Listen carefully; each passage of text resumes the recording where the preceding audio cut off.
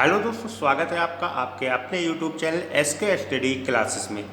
आज हम आपके लिए लेकर आए हैं संविधान के टॉप 25 महत्वपूर्ण प्रश्न। आप किसी भी एग्जाम की तैयारी कर रहे हो, संविधान से कम 5 क्वेश्चन जरूर बनते हैं।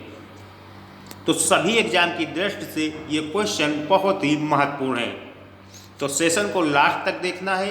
बिना देरी चलो स्टार्ट करते हैं। संविधान के टॉप 25 महत्वपूर्ण प्रश्न, चूकना नहीं है, पेपर में आने वाले सारे ही प्रश्न हैं ये। पहला क्वेश्चन आपसे कह रहा है कि संविधान सभा की पहली बैठक कब हुई थी। तो आपको याद रखना है 9 दिसंबर 1946 को। 9 दिसंबर 1946 को संविधान सभा की पहली बैठक हुई थी दोस्तों। क्वेश्चन नंबर 2 आपसे कह रहा है कि आंध्र प्रदेश राज्य का गठन जो है वो किस वर्ष हुआ था। तो याद रखना है 1953 में। आंध्र प्रदेश राज्य का गठन 1953 में हुआ था। अगला क्वेश्चन आपसे कह रहा है, क्वेश्चन नंबर 3 जो है, मतदाता दिवस कब मनाया जाता है। तो आपको याद रखना है 25 जनवरी को। प्रत्येक वर्ष 25 जनवरी को मतदाता दिवस मनाया जाता है दोस्तों। क्वेश्चन नंबर 4 आपसे कह रहा है कि संविधान सभा के प्रथम बैठक के अध्यक्ष कौन थे। तो याद रखना है सच्चिदानंद सिन्हा। संविधान सभा की प्रथम बैठक के अध्यक्ष सच्चिदानंद सिन्हा थे, और ये सच्चिदानंद सिन्हा जो थे ये अस्थायी अध्यक्ष थे। संविधान सभा की प्रथम बैठक के अस्थायी अध्यक्ष थे सच्चिदानंद सिन्हा। अगला क्वेश्चन कह रहा है, क्वेश्चन नंबर 5, भारत सरकार का लेखांकन का कार्य कौन करता है। तो आपको याद रखना है महालेखाकार। भारत सरकार का लेखांकन का कार्य महालेखाकार करता है दोस्तों। क्वेश्चन नंबर 7 आपसे कह रहा है कि भारत सरकार का प्रथम विधिक सलाहकार कौन होता है। तो आपको याद रखना है महान्यायवादी। भारत सरकार का प्रथम विधिक सलाहकार महान्यायवादी होता है दोस्तों। अगला क्वेश्चन है, क्वेश्चन नंबर 8 जो है, उद्देशिका प्रस्ताव किसने प्रस्तुत किया था। तो आपको याद रखना है पंडित जवाहरलाल नेहरू ने। पंडित जवाहरलाल नेहरू ने उद्देशिका प्रस्ताव को प्रस्तुत किया था। अगला क्वेश्चन कह रहा है, क्वेश्चन नंबर 9, प्रधानमंत्री के कर्तव्यों का उल्लेख वो किस अनुच्छेद में है।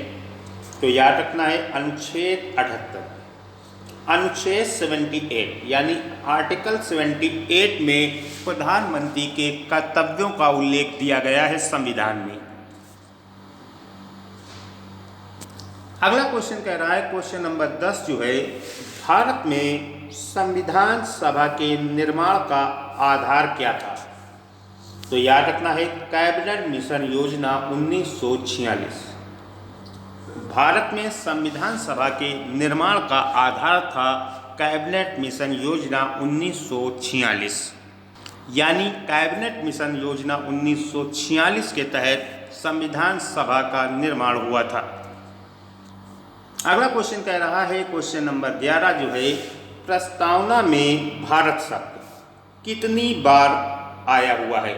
तो याद रखना है 2 बार। संविधान की प्रस्तावना में भारत शब्द जो है वो 2 बार आया है। 2 बार प्रयोग हुआ है प्रस्तावना में भारत शब्द। अगला क्वेश्चन कह रहा है कि प्रारूप समिति का गठन कब किया गया था। तो याद रखना है 29 अगस्त 1947 को। प्रारूप समिति का गठन 29 अगस्त 1947 को हुआ था दोस्तों। अगला क्वेश्चन कह रहा है कि संविधान में भारत को क्या कहा गया है। तो याद रखना है राज्यों का संघ।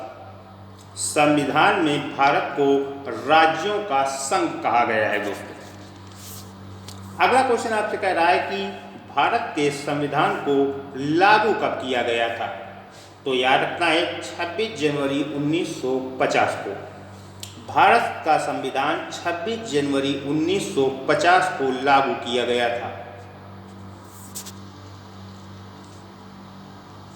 अगला क्वेश्चन आपसे कह रहा है संपत्ति का अधिकार मौलिक अधिकार के रूप में किस संशोधन द्वारा समाप्त कर दिया गया था? तो याद रखना है 44वें संविधान संशोधन द्वारा। 44वें संविधान संशोधन द्वारा संपत्ति के अधिकार को मौलिक अधिकार के रूप में समाप्त कर दिया गया। अगला क्वेश्चन आपसे कह रहा है कि मुस्लिम हेतु पृथक निर्वाचन प्रणाली लागू किसके द्वारा की गई? तो याद रखना है मार्ले मिंटो सुधार द्वारा। मार्ले मिंटो सुधार के द्वारा मुस्लिमों के हेतु पृथक निर्वाचन प्रणाली लागू की गई थी। अगला क्वेश्चन आपसे कह रहा है कि 10वीं अनुसूची का संबंध किससे है? तो याद रखना है दल बदल विधेयक से। संविधान की 10वीं अनुसूची का संबंध दल बदल विधेयक से है दोस्तों। यानी संविधान की 10वीं अनुसूची में दल बदल विधेयक दिए हुए हैं। अगला क्वेश्चन आपसे कह रहा है कि उद्देश्य प्रस्ताव कब प्रस्तुत किया गया? तो याद रखना है 13 दिसंबर 1946 को।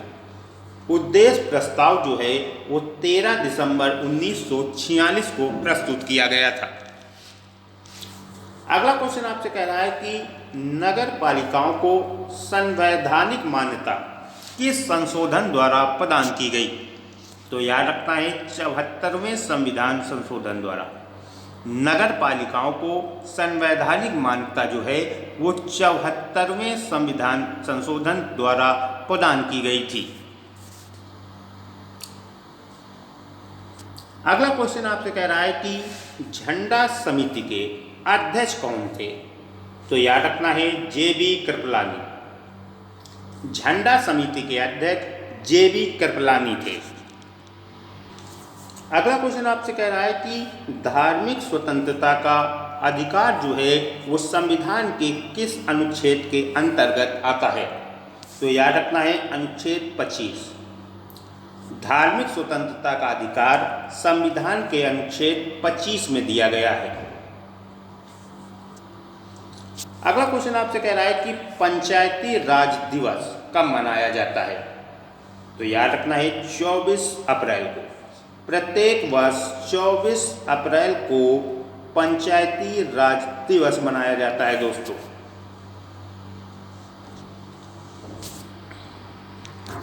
अगला क्वेश्चन आपसे कह रहा है कि भारत के संविधान को अंगीकृत यानी स्वीकार करने की तिथि क्या है? तो याद रखना है 26 नवंबर 1949। भारत के संविधान को 26 नवंबर 1949 को स्वीकार किया गया था यानी अंगीकृत किया गया था। और 26 जनवरी 1950 को लागू किया गया था। 26 नवंबर 1949 को स्वीकार किया गया और 26 जनवरी 1950 को संविधान को लागू कर दिया गया था भारत में। अगला क्वेश्चन आपसे कह रहा है कि देश के एकमात्र निर्विरोध राष्ट्रपति कौन चुने गए थे? तो याद रखना है नीलम संजीव रेड्डी। नीलम संजीव रेड्डी ऐसे राष्ट्रपति हुए हैं भारत के जो निर्विरोध चुने गए थे। निर्विरोध चुने जाने वाले एकमात्र राष्ट्रपति नीलम संजीव रेड्डी। अगला क्वेश्चन आपसे कह रहा है कि प्रारूप समिति को कब पारित किया गया? तो याद रखना है 23 फरवरी 1948 को। प्रारूप समिति को 23 फरवरी 1948 को पारित किया गया था दोस्तों। Thanks for watching. सेशन पसंद आए तो लाइक करें, शेयर करें एंड चैनल पर नए हैं तो चैनल को सब्सक्राइब करके बेल आइकन जरूर दबा लें ताकि आपको हमारी वीडियो की नोटिफिकेशन सबसे पहले प्राप्त हो। थैंक्स, मिलते हैं अगली क्लास में।